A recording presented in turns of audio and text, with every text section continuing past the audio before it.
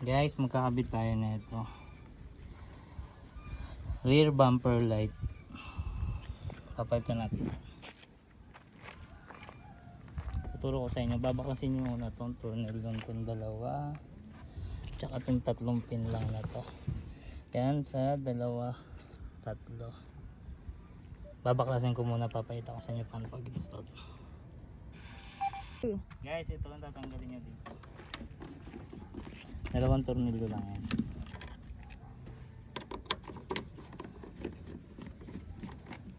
Tapos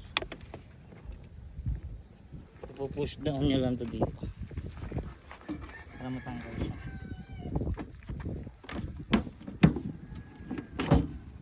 Yan, okay na. Kuhatin nyo lang tong clip para matanggal.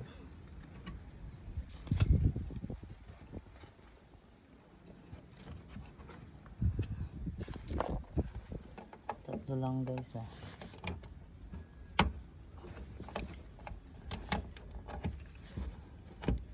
Para magka-access kayo dito sa amin. Dito sa socket. Diyan natin isusuksok mamaya yun. Up. Okay. Guys, yan natatanggal yan sa ilalim dito. Sumuksok sa ilalim. Ayun, tornilyo yan. Nag-iisang tornilyo doon. Okay. Tatanggalin ko muna. Mahirap dito sa ilalim.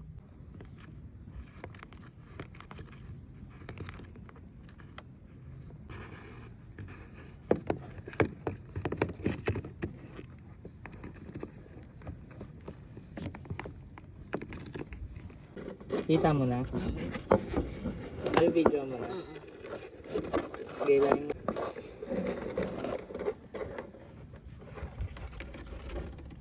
Wala siyang pagsusuksukan kaya magbubutas na lang ako dito gilid konti. Maliit lang naman. Susugatan nyo lang. Ayan, goma. Alisot na yung mga wire.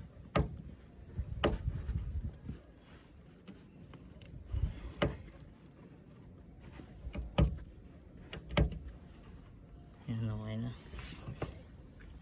Ito, isusuksok ko na ito isa-isa dyan. Makita niyo isusuksok ko ito dyan. Video mo ang paglalabas dyan. Isa.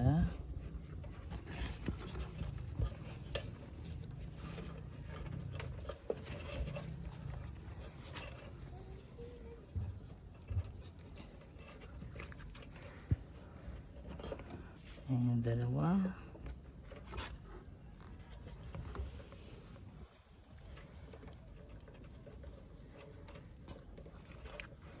And this is the last. And guys, ganun lang kadali. After nyan, guys, ito lang yan. Yung blue, dito siya sa ano, sa blue green. Isusuksok nyo lang siya dyan, kaya yung patulis yan. Yan. Tapos tong ano, red, ay tong white sa red.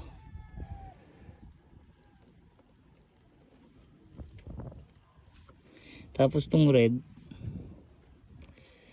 dito siya sa white.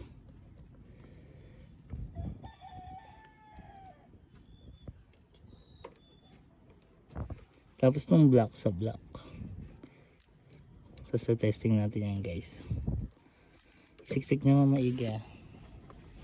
I-sure nyo na di siya matatanggal basta-basta.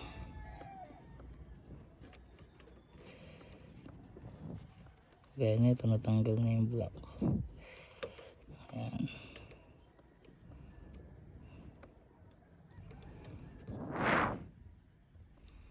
Much made better nga to itap eh. Kaso sa akin ayoko muna kasi magtap. Baka ma-void yung warranty natin. Nagka problema yung electrical. Ayan, testing natin. Testing mo. Buhay mo na ilaw. Ayun na, hazard mo nga, hazard. Yan na, wait lang. O yan, nag-hazard na siya. Mahina lang kasi umaga. Brake light.